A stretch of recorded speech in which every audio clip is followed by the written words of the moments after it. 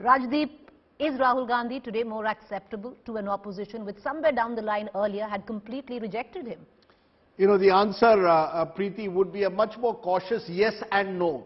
Yes, the Yatra has widened Rahul Gandhi's appeal within the opposition space as someone who is ready to take the fight into the Modi camp by connecting with a variety of people belonging to a broad anti-Modi spectrum, by taking this battle to the streets, by connecting with ordinary people, in a way contrasting himself as a Yatri versus Mr. Modi as a VVIP Vishwaguru.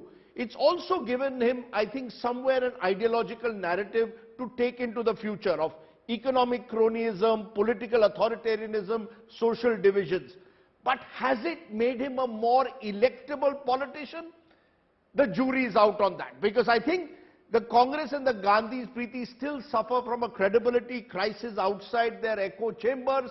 The BJP has done enormous reputational damage to the Congress and Rahul Gandhi that cannot be erased by just this yatra. And finally, I think elections in particular are won through strong organization.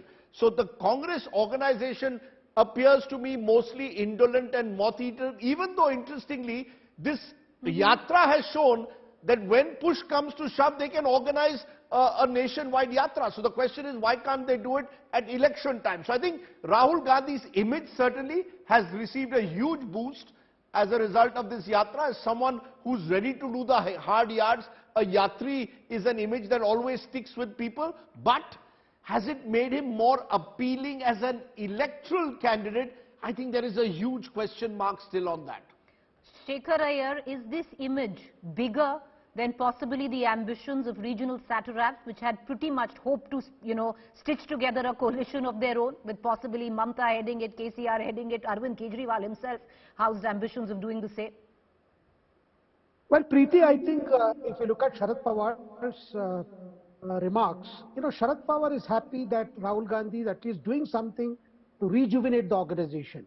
Because Sharad Pawar is a leader who knows, who appreciates the basic political fact that without the Congress reviving itself and doing very well in the Lok Sabha election, say scoring somewhere beyond 100 Lok Sabha seats, a non-BJP alternative is not possible. You see, unlike other leaders like Mamta Banerjee or even Arvind Kejriwal, he doesn't have any illusions. In order to displace a Modi-led BJP, the Congress will have to do well apart from each of these regional partners, whether it is NCP, DMK, or Shiv Sena, Uddhav Thackeray, or even Mamta Banerjee's Trinamool Congress. But the Congress will be the fulcrum. This is something Sharad Pawar always appreciates and doesn't mince words. This is what he told Mamata also, when she had gone to Mumbai and discussed with him the idea of, that the Congress should be somehow convinced to support a non-Congress-led opposition against the BJP.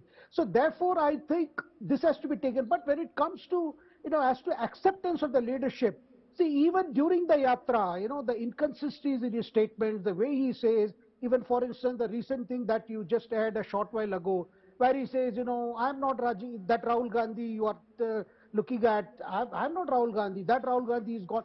These kind of statements still leave the opposition leaders with, the fact that that he is yet to mature into a political leader who can be projected as a prime minister candidate. Even they may have some hesitations. I think that is where it stands. But as Rajdeep just mentioned, that there is a question mark. But if this inertia, I mean the initiative that you are seeing from the Rahul side, of course, definitely the Congress organization today is happier that he is doing something.